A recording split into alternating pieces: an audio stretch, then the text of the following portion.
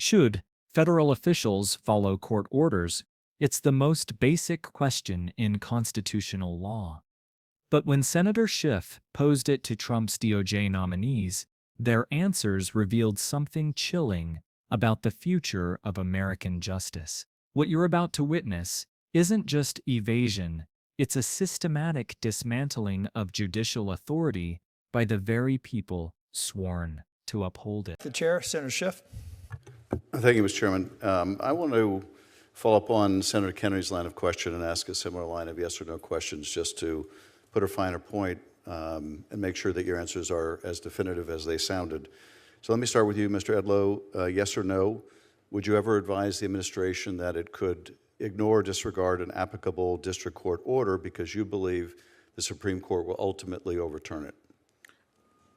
Senator, as I said before, yes, just a yes or no question. I don't believe I'll like ever be Senator, in that position. but you may not. But just like you answered Senator Kennedy, I want to make sure that you were not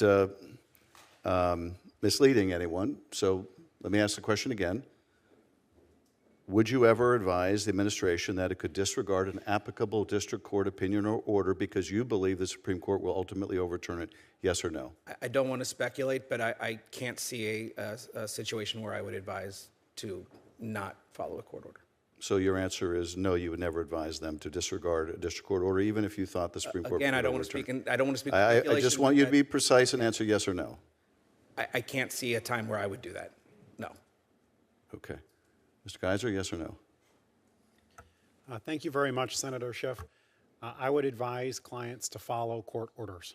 Even if you believe the Supreme Court would ultimately overturn the district court? Well, Senator, as far as yes or no? the answer is the same. The president has said he will follow court orders. The same answer, yes or no?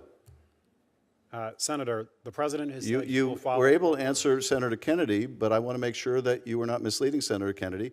Yes or no, would you ever advise the administration it could ignore a district court order because you believed the Supreme Court would ultimately rule otherwise? Yes or no, would you ever advise them that? Senator, applicable court orders should be followed. That's not my question. Yes or no? Senator, you asked me. Yes or no, Mr. Geiser? It's a simple question. Senator? Mr. Geiser, you were able to answer Senator Kennedy. Are you raising a doubt now about your answers to Senator Kennedy because you can't answer this question? Senator, I would advise clients to follow applicable court orders. Is that a yes or no? I would advise clients to follow applicable. Is that a yes or no? Let me repeat the question so there's no ambiguity about it.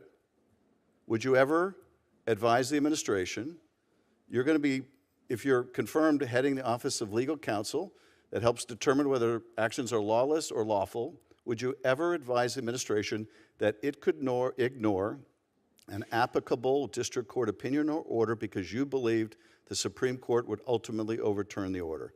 Yes or no? Senator, if I'm confirmed to lead the Office of Legal Counsel, all right. I would. You're not answering the question. So I guess the answer is to Senator Kennedy, you just might advise the administration to ignore a district court order. How about you, counsel? Thank you, Senator Schiff.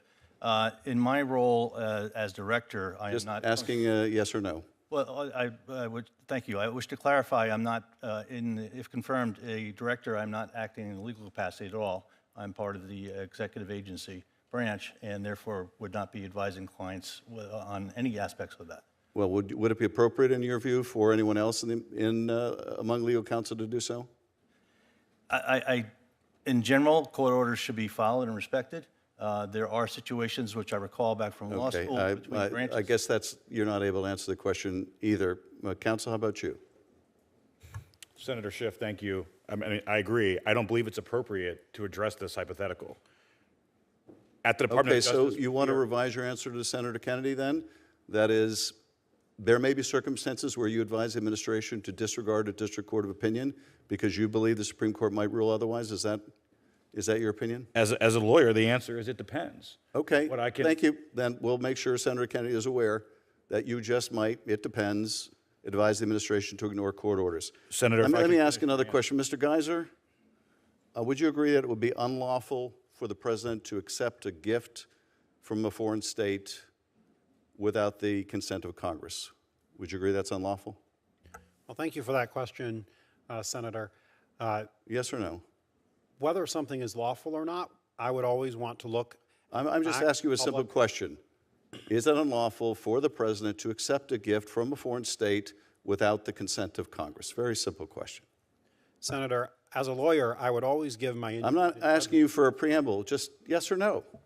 Well, Senator Schiff, it depends on the fact. Well, of- Mr. Geiser, where is the depends on the facts of Article 1, Section 9, Clause 8, which says, no person holding any office shall, without consent of Congress, accept any present from any foreign state.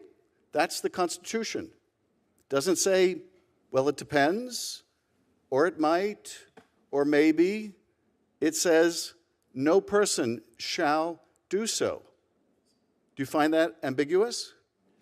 Senator, I thought you were supposed to be the strict constructionists. This is what the Constitution says. Is there an exception for $400 million planes from Gulf emirs? Senator, Is there an exception for that? On behalf of the chair, Senator Schmidt. Thank you, Mr. Chair. I do wonder, though, that whether or not we should set up. What Senator Schiff did in that hearing room wasn't just cross-examination. It was a masterclass in exposing how supposedly qualified legal minds transform simple constitutional principles into political weapons when pressed for straight answers.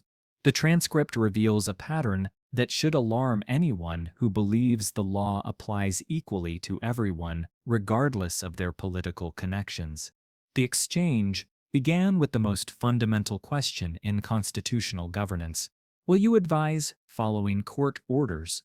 This isn't a trick question or legal philosophy debate. It's bedrock. Federal officials either respect judicial authority or they. Yet watch how these nominees twisted themselves into procedural knots rather than give a simple yes.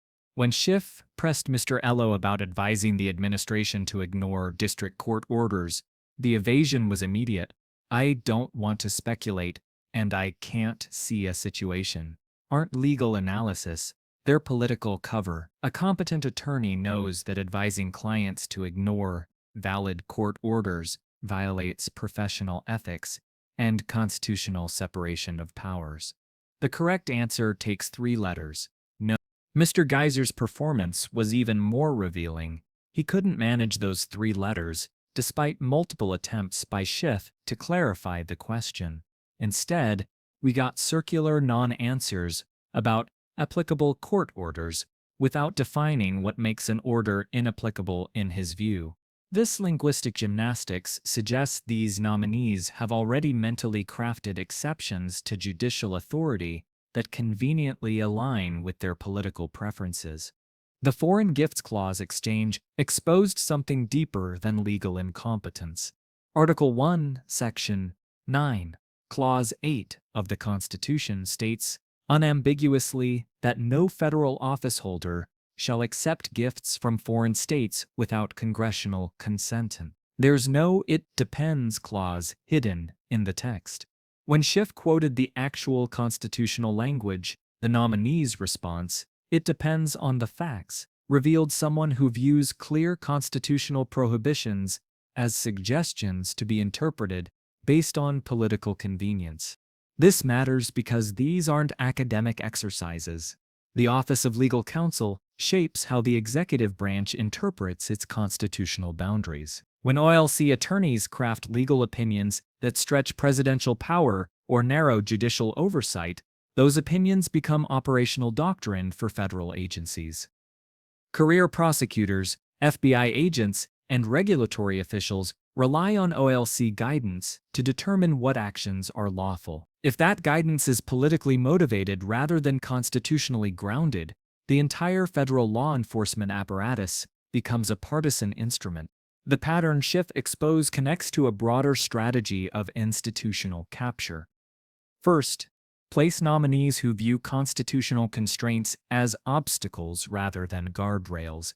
Second, have them craft legal theories that expand executive power while constraining judicial review. Third, use those theories to justify actions that would have been clearly unlawful under previous administrations. The result is a system where legal boundaries shift based on who holds power rather than what the Constitution actually requires. The real-world consequences are immediate and measurable. When federal officials believe they can ignore court orders they dislike, enforcement becomes selective. Immigration detainees whose release was ordered by federal judges remain in custody. Environmental protections mandated by court settlements get quietly abandoned. Financial regulations struck down in district courts continue operating under the theory that appellate reversal justifies ignoring current judicial decisions. Career federal employees notice these signals and adjust accordingly. Prosecutors hesitate to pursue cases involving political allies. Agents avoid investigations that might trigger executive displeasure. Regulatory staff learn that aggressive enforcement draws retaliation, while political compliance brings advancement. Institutional independence erodes not through dramatic confrontation, but through quiet capitulation to political pressure. Democracy requires legal institutions that constrain power regardless of who wields it.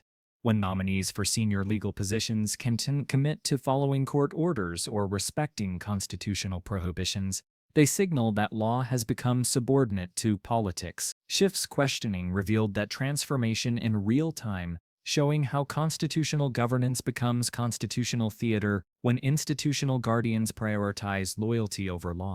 The stakes extend beyond any single administration. Once legal norms bend to accommodate political preferences, they rarely snap back to their original shape. Future officials inherit precedents that normalize what was once unthinkable, creating a ratchet effect where constitutional boundaries continually weaken. The hearing transcript documents one turn of that ratchet, showing how the erosion of legal constraints begins with simple questions that receive complicated answers.